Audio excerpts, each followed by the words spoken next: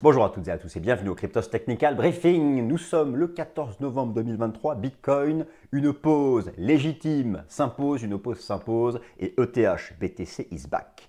ETH BTC is back. Chers amis, bienvenue à bord de Vincent Gann Airlines. Installez-vous confortablement, nous allons voler vers les cieux à l'image du marché crypto, en tout cas du cours du Bitcoin qui s'octroie quand même 115% de hausse depuis le début de l'année et ce bon vieux ETH, ce bon vieux Ethereum qui a choisi enfin, non, il n'a pas passé la première, ni la seconde. Je vous dis une chose, moi. ETH a simplement desserré le frein à main. Bon, écoutez, bienvenue chers amis. Alors, de quoi est-ce qu'on va parler? On va parler de plein de choses comme d'habitude. Semaine fondamentale, hyper chargée, pour ne pas utiliser le mot magique, l'adjectif magique qui commence par D. Ce mardi, d'ailleurs la plupart d'entre vous, lorsque vous allez écouter cette vidéo, le chiffre sera déjà tombé. Bon, l'inflation américaine, et oui, encore et toujours, la mise à jour, mardi à 14h30, de l'inflation aux États-Unis, qui est attendue en baisse dans sa version nominale, ça c'est bien, on verra la partie sous-jacente, bon, j'en dirai un mot dans un instant. On va parler des taux d'intérêt comme d'habitude, avec cette semaine encore la possibilité que le gouvernement fédéral américain ferme le fameux shutdown sans accord entre les républicains et les démocrates. On verra ça d'ici vendredi. Ça met la pression. Ils ont intérêt à trouver un accord. C'est vrai que la dette publique américaine, c'est incroyable. C'est la plus importante du monde, pas relativement au PIB américain. Le déficit budgétaire américain, c'est la folie. Moody's a mis la note américaine, qui est toujours en triple A, en perspective négative. Bon, il y a un petit coup de stress. C'est important cette semaine. Ils ont quand même intérêt à s'entendre pour éviter un shutdown, pour éviter que le gouvernement fédéral américain et ses services ferment. Ça, voilà. On va surveiller le rendement obligataire à 10 ans américain. C'est important. Nous allons parler de Bitcoin, Google Trends. Vous savez, la masse n'est pas revenue. Alors, pas du tout, du tout. Quand je dis la masse, c'est le grand public, attention. Hein, voilà, bref, vous m'avez compris. Bon, le peuple, dans sa majorité, n'est pas revenu vers le Bitcoin. Il a sûrement d'autres chats à fouetter. Parce que... mais moi, je trouve que c'est bien. C'est bien parce qu'on n'est pas du tout dans la phase bullish, en fait. Hein. On est dans, je sais pas, j'en parlais la semaine dernière, je parlais de déni. Bon, pour certains, alors, le déni ou le bear market rally. Non, parce qu'encore beaucoup disent que nous sommes dans un bear market rally et que 38 000, ça y est, c'est le point haut et qu'on va couler à 12 maintenant. Beaucoup défendent ça. Hein. C'est vrai que 38 000 $, c'est, j'en parlais la semaine dernière, je vais en redire un mot, on va faire la liste technique. C'est monstrueux. C'est monstrueux. C'était le seuil de décrochage à l'époque de la chute du stablecoin Terra de Luna. C'était l'accélération de la politique monétaire restrictive de la Fed. C'était donc un gros seuil chartiste qui avait été emporté. C'est 61,8% de retracement de tout le bear market en échelle logarithmique, mes amis, pas en arithmétique, en échelle logarithmique. C'est aussi la partie haute de cet énorme biseau ascendant dont je vous avais parlé. Bon voilà, 38 000 $. C'est monstrueux, donc une pause légitime. Les alts, certaines ont pris le relais d'autres. Des objectifs ont été atteints, typiquement sur Link par exemple, mais d'autres ont encore du potentiel. ETH, BTC, BNB, on va parler d'INJ, on va parler donc de tout ça, mais aussi, chers amis, j'ai envie de vous parler d'un truc. Vous savez, Cryptos, on fait aussi du journal papier, on fait du tangible, et nous allons lancer, c'est quasiment prêt, la 4e édition de notre journal papier. Moi, ce que je vous propose, c'est, vous savez peut-être pas quoi faire comme cadeau à Noël à vos proches. Il est disponible en précommande pendant encore 15 jours dans cette nouvelle édition au format papier.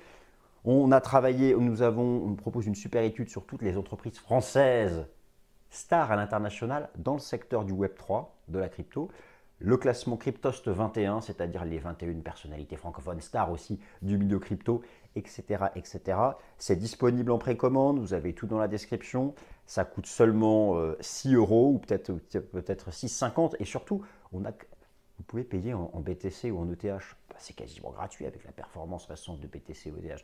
Bref, foncez mes amis, c'est du gros boulot, c'est intéressant, nouvelle édition papier, disponible en précommande. Donc voilà. Alors, oui, l'inflation américaine, la dette publique américaine, et puis n'oublions pas aussi toute l'actualité autour toujours de l'écosystème, cette attente forte autour des ETF. Et moi, je trouve que là, on est vraiment à un point de bataille important.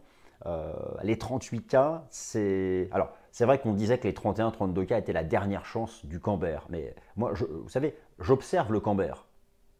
C'est-à-dire que forcément, et c'est marrant, ils sont toujours bears. C'est marrant, alors que pourtant, la plupart de ceux qui étaient baissiers long terme et qui visent 10, 12K, voilà, pour eux, ils disaient 31-32, c'était le seuil super bas shorté.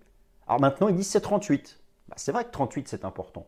Alors, je me dis, si on va à 40-42, est-ce qu'ils diront 40-42, c'est le super seuil? Bon, en tout cas, ils ont sûrement raison à court terme. Une pause s'impose, c'est suracheté dans tous les sens, ça diverge à la baisse dans tous les sens, mais une divergence baissière potentielle, et tant que c'est potentiel, ça ne crée pas de retracement, il faut l'activer pour ça. Et typiquement, attendre par exemple qu'un RSI journalier casse 70 ou attendre une rupture de Tenkan-sen, System Ishimoku, en données journalières. Tout ça, pour l'instant, quand j'enregistre la vidéo, n'est pas intervenu. Ça va venir, ça va venir. Alors après les hypothèses, est-ce qu'on fait une phase latérale entre 35 et 38? Est-ce qu'on enfonce? J'ai regardé la map de liquidité, je vais aussi vous en dire un mot, de Bitcoin. Il y a un paquet de stops, monstrueux paquet, comme as, de stops, de protection, entre 34 et 34 500. Si on touche cette zone, mèche à 31. Bon, voilà. Et là, bon, ça reste possible. Ça reste possible. Surtout avec les fondamentaux de la semaine. Mais moi, je pense que si on vient à 31-32, ce serait une opportunité. Voilà, ça c'est mon opinion. Mais bien sûr, si on casse la zone, bah, j'ai tort, je suis invalidé, etc. Voilà, donc on attaque. Hein. Moi, ça fait déjà 6 minutes de blabla. It is too much, my friend, Vincent. Cool down, Vincent. Ok, donc, calm down, pardon. Bon, l'intégralité de nos journaux. Édition numéro 1, édition numéro 2, édition numéro 3, édition numéro 4, number 4, Fear auf Deutsch, bitte. Donc, celle-là, vous voyez, elle est grisée parce qu'elle est disponible en précommande. Allez-y, foncez. En plus, on accepte, Cryptost accepte les paiements en, bon, ça coûte 6 balles, hein, en BTC ou en ETH. Allez, on se fait un petit kiff d'introduction de vidéo. La performance comparée en 2023 des différents marchés. J'aime faire ça, c'est toujours intéressant. Surtout dans les séances où le marché, le BTC se prend une méga claque, parce qu'il est volatile. Hein. Je titrais la semaine dernière une session, une phase de déni volatile. On l'a vu à un moment, ça a encore perdu 3000 $, ça fait 38, 35 d'un coup, boum. Il y en aura d'autres des sessions comme ça. Soyez-en certains. Ne vous laissez pas endormir par le côté linéaire des cours depuis quelques semaines. Mais ces phases de drop, quand elles interviennent, parce qu'on tape une zone de liquidité, et c'est souvent parce que quelqu'un prend des bénéfices, ce n'est pas un marché super liquide non plus. Hein. Donc ça va vite. Un méga ordre, ça emporte tous les ordres. Et derrière, un ordre stop, c'est un ordre de vente au marché. Donc d'abord, on tape tous les cours d'achat, tous les ordres d'achat cours limités, boum, et stop, ordre de vente. Voilà. Bon, bref. Donc, moi, je pense que c'est des opportunités. Alors oui, donc voilà, je rappelle quand même que voilà, 118% depuis le début de l'année, ETH fait son comeback, ça je suis très content parce que ETH BTC, ça fait quand même un paquet de temps que je vous en parle. Et vous savez, moi j'ai fait un peu le tour d'horizon des paires en ETH, des paires en BTC, NIR BTC, LTC BTC, Dodge BTC, Link BTC, tout ce que vous voulez, slash BTC, pour voir où il y avait encore du potentiel hebdo. Et bon, on aimerait que tout ressemble à Link BTC, mais ce n'est pas le cas. Mais voilà, moi je me dis ETH BTC, c'est le tout début. Il y a vraiment un truc à faire. Alors, cette semaine, mise à jour de l'inflation aux États-Unis, en fait, c'est ce mardi, donc je pense que quand vous allez écouter ma vidéo, ce sera déjà tombé. 14h30. Je vous rappelle que la cible de la Fed, alors ici, voilà, vous avez l'inflation nominale en marron qui a récemment rebondi à 3,7. Et le marché attend une correction, une baisse de l'inflation à 3,3, ça c'est la bonne nouvelle. L'inflation nominale ici est en orange. On est quand même encore assez loin de la cible de la Fed et qui est à 2%. Mais voilà, c'est une bonne nouvelle. Le vrai risque, ce serait un rebond de l'inflation sous-jacente. Et surtout, le marché va être attentif à l'inflation des services. C'est 80% du PIB américain. Elle est encore à 5,7. Donc attention, ça peut être un élément de choc ce mardi. Il faut vraiment que toutes les lectures de l'inflation se replient comme le marché l'envisage.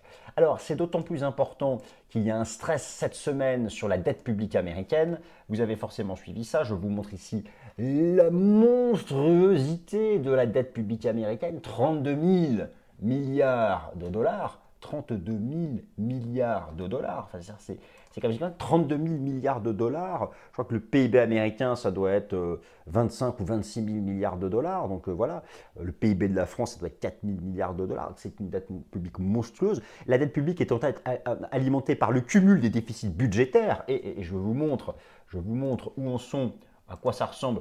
Voilà, le déficit budgétaire, et qui est encore attendu à 7% pour cette année, tellement les US font des gros chèques pour faire la guerre dans le monde. Donc, et d'ailleurs, sans surprise, Moody's a abaissé. Vous savez, il y a 3 grandes agences de notation. Moody's est la seule qui met encore la note maximale aux US, et ils ont abaissé à la perspective à négative. Donc, il y a un stress sur la dette américaine, et en fait, cette dette publique qui augmente par palier, elle augmente par palier lorsque, à chaque fois, intervient un accord entre les républicains et les démocrates. Et comme actuellement aux États-Unis, entre républicains et démocrates, on ne prend plus le thé ensemble tranquillement en bons amis, hein, on a plutôt tendance à se tirer dans le dos. Donc c'est comment dire, c'est compliqué. Alors, on espère que d'ici vendredi, il y aura un accord entre républicains et démocrates. C'est important, car si ce n'est pas le cas, les taux d'intérêt du marché vont s'envoler. Or, vous connaissez la corrélation inversée entre les actifs risqués en bourse, en particulier le marché actions et les cryptos, et le cycle des taux d'intérêt du marché, et notamment le benchmark qui est majeur à surveiller, qui est le rendement obligataire américain à 10 ans. Alors, oui, potentiellement, on se dit épaule, tête-épaule, on casserait ça, les anciens sommets annuels, les anciens sommets d'octobre 2022, ce serait le scénario idéal. Ce serait le scénario idéal, simplement pour vous rappeler où se situe ce rendement obligataire américain à 10 ans. Pas loin, il n'est pas loin. Alors, c'est intéressant de noter qu'ici, en 2006-2007, on avait eu un double top et qu'actuellement, on a la même ligne de coût. C'est cette ligne de coût ici qui est à 40%, et on aimerait voir, pour vraiment donner de l'air aux actifs risqués, on aimerait voir ce niveau se faire plier en deux, se faire déglinguer, à l'image de tous ceux qui ont shorté Bitcoin entre 20 et 25, qui se sont mangés tous leurs stops au-dessus de 31-32. On aimerait voir ça, mais à l'envers, ici, sur la cassure, ici, des 40%. Mais la messe n'est pas dite, et forcément, en cas de shutdown, le taux va repartir pleine balle à la hausse, et là, honnêtement, on aura un méga retracement du Bitcoin, même bien plus qu'une pause légitime, le titre que j'ai choisi à cette vidéo. Donc voilà, ça c'est vraiment à suivre. Alors, le grand public n'est pas présent. Vous savez, il y a plusieurs façons de savoir, de déterminer si vraiment le grand public a fait son retour sur Bitcoin ou pas. Et on utilise beaucoup la métrique de Google Trends, c'est-à-dire combien de fois le mot Bitcoin est recherché sur Google. Alors, on peut comparer ça avec le pump, par exemple, de 2016-2018, le pump à l'époque de début 2019. Rappelez-vous qu'on était passé de 3K à 12-13K avant de se reprendre une claque avec la crise sanitaire et ensuite de remonter à 10-12, exploser les 20 et d'aller à 70. Bon, donc, alors, il y a un petit truc, en fait, depuis quelques semaines, mais ça reste vraiment marginal. Bon, bah écoutez, la meilleure façon d'illustrer ça, c'est... Voilà, donc là, vous avez sur Google Trends le nombre de fois où le mot Bitcoin est recherché. Donc oui, il y a eu quelque chose, voilà, il y a carrément en octobre. Voilà, très bien. Mais si on compare ça aux recherches Bitcoin depuis 2004, bon, alors on est en zone basse, on se dit que ça va finir par y aller, mais voilà, on est quand même encore très loin de ce qui s'était passé en 2017 ou encore en 2019, ou le méga bull run de 2020-2021 qui était là. Donc on est vraiment en phase initiale. Alors c'est à la fois c'est une bonne nouvelle et en même temps, c'est à la fois une bonne nouvelle et une mauvaise nouvelle. C'est une bonne nouvelle parce que le potentiel est encore énorme, mais c'est une mauvaise nouvelle dans le sens où on peut encore se prendre une méga grosse claque parce que la confiance, la masse n'est pas encore revenue. On a enclenché un début de dynamique. Je pense moi toujours qu'on est dans cette phase de déni, mais on n'est pas passé à l'étape supérieure. Voilà. Alors pour d'autres, on n'est ni l'un ni l'autre. C'est-à-dire que pour d'autres, le camp bear, on est simplement dans le bear market rally. Et en fait, nous, on serait dans le déni du bear market. Et 38, ça va être la fin. Et boum, on va à 10-12. Voilà, ça reste quand même les deux camps qui s'opposent ici à fond sur ce sujet. Alors, Bitcoin a un retracement légitime. Écoutez, moi, je pense que oui, il faut marquer une pause. Il y a un certain nombre de choses. Alors, déjà, pour ce qui est de la structure du moyen long terme, il n'y a pas de sujet. La nouvelle clôture hebdomadaire, elle est bullish. Bon, voilà. Alors, en fait, simplement, les graphiques de moyen long terme, ok, pardon, faut que je mette l'écran. Les graphiques de moyen long terme, ils sont engageants. Ça, je vous l'accorde.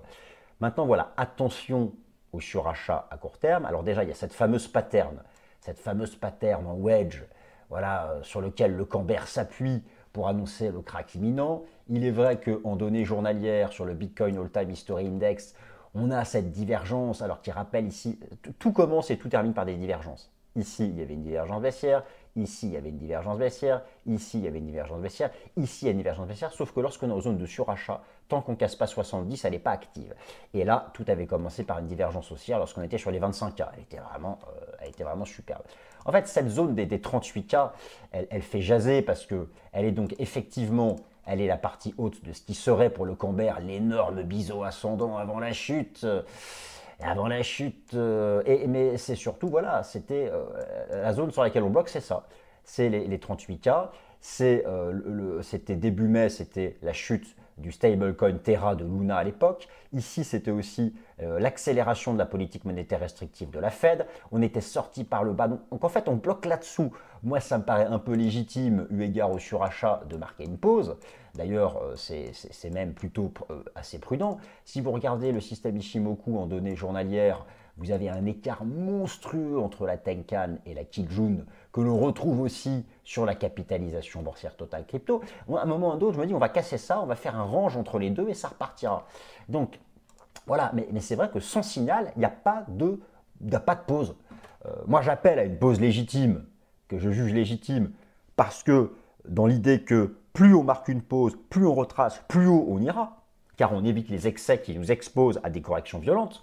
Mais voilà, c'est vrai que c'est impressionnant de noter que pour l'instant, chaque séance journalière à la clôture défend ce support. Alors, à partir de là, alors il y a aussi une chose, hein, c'est les 38 000. Regardez, ici j'ai mis les ratios de retracement de tout le bear market. Vous avez ici un 61,8. Alors oui, je vois déjà les commentaires, je n'aime pas le même 61,8 que toi. Bah, vous l'aurez en faisant clic droit et en allant sur logarithmique. Hein, si vous allez en normal, bah forcément, on n'est même pas au 50%. L'échelle arithmétique, c'est l'évolution de l'axe des ordonnées se fait en fonction du nombre de dollars en valeur absolue. En log, c'est l'évolution en pourcentage. C'est quand même beaucoup plus proche de la réalité de l'évolution du capital. Ah oui, ok, j'investis sur j'investis sur un actif qui vaut 100. Je mets 10 000. L'actif monte à 200. Bah, j'ai gagné 10 000. J'ai fait x100, j'ai fait x2. J'ai gagné 100, l'actif a gagné 100, mais j'ai fait x2, de 100 à 200. J'investis sur un actif qui vaut 30 000. Il monte à 30 100. J'ai aussi gagné 100, mais en pourcentage, j'ai que dalle gagné. Donc mon capital, il c'est encore 10 000 quelque chose. C'est pour ça. Donc moi, je joue toujours entre l'échelle arithmétique et l'échelle logarithmique. Et là, regardez, le 50%, c'était 32K, ça a trop bien marché. Donc là, et le 61,8 marche encore. Donc voilà, moi je dis en hebdo, il faut faire du log. Donc voilà, on bloque là-dessous. Alors maintenant, c'est quoi les hypothèses? Je vais faire Madame Irma, voilà, donc ma petite boule de cristal, Donc je me dis, soit on fait un trading range entre 35 et 38, bon voilà, à 34-35, parce que regardez, la carte de liquidité de Bitcoin, tous les stops sont à 34. Voilà, tout le monde a mis son stop à 34. Donc soit on arrive parmi à faire 34, 35, 38 et on va plus haut. Par contre, si on pète 34, on ira remêcher sur 31, 32. Et là, ce sera le test ultime. Et là, les bears diront, moi, je vous l'avais dit, c'était 38K, on va couler, le biseau ascendant, la fin du monde, le falling wedge, etc. Bon, ils reprendront espoir. Mais voilà, donc ça va se jouer vraiment entre ces deux scénarios. Bon, beaucoup d'alt ont atteint des objectifs. Link, moi je dis objectif atteint. Là je suis content, hein, pour une fois je n'ai pas dit de bêtises. Il y a eu la cassure haussière, le renversement, objectif atteint. Donc on marque une pause, mais la pause est aussi, bon ça reste encore sous contrôle. On n'a pas cassé la Tenkan, on la teste encore. Moi je me dis que voilà, si ça revient en test de Kijun, ce sera une opportunité. Moi mon idée c'est qu'on fasse une phase latérale. Phase latérale peut-être entre 13 et 16 avant d'aller plus haut dans un second temps. Et ce sera très bien hein, qu'on fasse cette phase latérale. Beaucoup ont atteint des objectifs, je vais vous parler tout à l'heure de INJ. Après, sur le moyen long terme, moi, il n'y a pas de sujet, j'adore cette expression, pas de sujet. Tout le monde disait ça quand j'étais à l'école de commerce, mais ça doit plus se dire maintenant. C'est-à-dire qu'en fait, regardez, sur Link, vous avez eu, où est-ce qu'elle est ma Link, ma petite Link, honnête. Link, donc voilà, il y a eu une superbe phase d'accumulation et on est reparti en bull run. Bon, bien sûr, si vous regardez, la capitalisation boursière totale crypto, ici, en enlevant ETH et BTC. Et bien c'est pareil, en fait, là on a eu donc le bear market, on a eu une longue phase d'accumulation qu'en plus on a fait au-dessus de l'ancien record de janvier 2018 et on sort par le haut. Donc oui, on est vraiment, bien sûr qu'il y a sauf si on réintègre ça, mais il y a du potentiel. Donc les replis s'achètent. Mais voilà, il y a un principe de rotation entre les alts, et certaines atteignent des objectifs, d'autres démarrent. Mais c'est vrai que, moi je suis assez confiant. Regardez aussi, il y a, sur la dominance du Bitcoin, vous avez quand même un début de divergence baissière weekly. Donc voilà, effectivement, de plus en plus, des alts prennent le lead. Et d'ailleurs, celle qui s'est vraiment réveillée, c'est ça j'en parlais. Moi je pense vraiment que ETH, BTC, je pense vraiment que ETH, BTC fait partie des paires en BTC avec le plus de potentiel.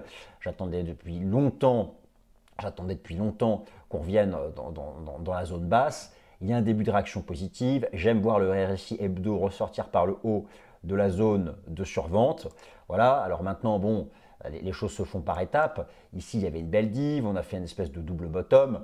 Il faudrait maintenant être capable de s'affranchir du nuage journalier, mais typiquement, voilà, moi, toutes ces phases-là où ETH BTC marque une pause, les phases où on retrace la session de méga pump du 9 novembre, voilà, on la retrace à moitié. Moi, je pense que c'est une opportunité. Et mon scénario, c'est qu'on finira par casser à la hausse cette trendline et revenir ici. Donc, c'est pas dégueu en termes de performance de 5 à 8. Voilà, donc ça, moi, je pense qu'il y a quelque chose. Il y a un rattrapage de TH BTC. On peut aussi regarder la liquidity map de TH BTC. Alors là, je la mets en un mois. Mais on peut se mettre ça comme le pump vient de commencer, on peut se mettre ça en plus série. On peut mettre une semaine pour voir vraiment où se trouvent les liquidités. Et puis vous pouvez ajuster ça, enfin comparer ça, parce que ça marche comme ça, avec les cours. Donc il y a un premier support à 2030. Et la vraie zone d'accélération, c'était les 1009. Bon, 2030 tient bien. Maintenant, pour vraiment accélérer, il faut faire sauter le verrou des 2160. Ça, on a compris. Il faut faire sauter les 2160. Alors, voilà, on voit que la première vraie zone de liquidité, c'est les 1900. Donc, ici, il n'y a pas vraiment grand-chose. Donc, il n'y aurait pas trop de risque de décrochage. Revenir ici, franchement, il faudrait vraiment un rebond de l'inflation US ou un énorme problème sur la dette américaine cette semaine. Mais bon, ça, j'y crois pas trop. Donc voilà, je surveille cette phase latérale que le marché fait avec en vue l'objectif de faire sauter ça. Alors bien sûr, l'invalidation, ce serait de rebasculer sous la session de pump du 9, c'est les 1880 $. Là, si on efface cette session, ben, je me serais bien trompé et ça aurait été un bull trap. Hein. Donc ça reste toujours dans les possibilités. Sur le jeton Binance, il faut faire sauter le bouchon des 260 $. Mais la hausse est toujours bien construite. 260 $, c'est aussi, voilà, c'est aussi la belle Kijun en Ishimoku en hebdo. Donc si on la fait sauter, on ira à 300. Et là, pour l'instant, on fait une phase latérale en dessous. Donc voilà, 2160 ETH et 260 BNB. Et enfin, INJ, bah voilà, c'est des objectifs qui sont atteints. C'est-à-dire que c'est ça quand je parle de rotation. Alors INJ, c'est vraiment quelque chose d'assez propre qui a respecté notamment l'analyse fractale. On a un 5 temps qui est propre, une 1, une 2, une 3, une 4, une 5. Et ici, regardez ce que je vous ai mis. Je vous ai mis l'extension de Fibo du creux de la 1 au top de la 3, au bas de la 4. La cible théorique, c'est toujours 0,68, ça a quasiment été fait. Et on est dans cette zone-là. Donc, voilà. Moi, je pense qu'on y est presque, on va aller taper ça. Ici, le marché va marquer une pause. Est-ce qu'on peut même envisager un mouvement de retour? Alors, il y a un début de ce qui pourrait être une div. Donc, voilà, moi, lorsque je vois des jetons comme ça arriver ici, bon, je me dis que ça peut marquer une pause. Maintenant, voilà, à terme, il y aura dans le prochain bull run, lorsqu'il sera vraiment actif, il y aura une cassure technique haussière. Donc, l'idée, moi, je pense que régulièrement, retracement, là on a un ABC, là on a un flat. Le marché va refaire une structure latérale comme ça. Et qu'est-ce qui se passe en cassure technique haussière? En cassure technique haussière, vous pouvez prendre l'exemple de Kaspa. Prenez l'exemple de Kaspa. Lorsqu'on a une cassure technique haussière, voilà, on arrive en haut, on fait un trading range. Donc on arrive au contact du record, on fait un trading range, on a une session de cassure et ça démarre. Bon, pour INJ, moi, je me dis que ça peut faire à peu près la même chose. On va arriver là, on va faire un trading range, on aura une session de cassure et ensuite, on ira plus haut. mais il y a toujours donc des passages de témoins. Et voilà les amis, c'est la fin, ça fait déjà 24 minutes. J'espère que vous avez passé un bon moment. Et il est temps pour l'avion Vincent Gann Airlines d'atterrir tranquillement à l'aéroport. Passez une bonne semaine, salut.